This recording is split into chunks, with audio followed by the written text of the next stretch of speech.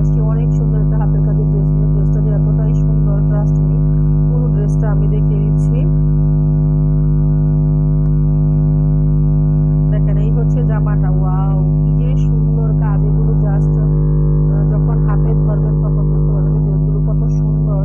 পুরো ড্রেসটা এভাবে সুন্দর করে কাজ করে দেওয়া আছে। আর এই হচ্ছে জামার হাতাটা, ফুল হাতা হবে।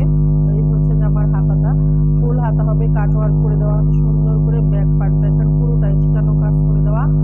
আর এই হচ্ছে ওড়নাটা।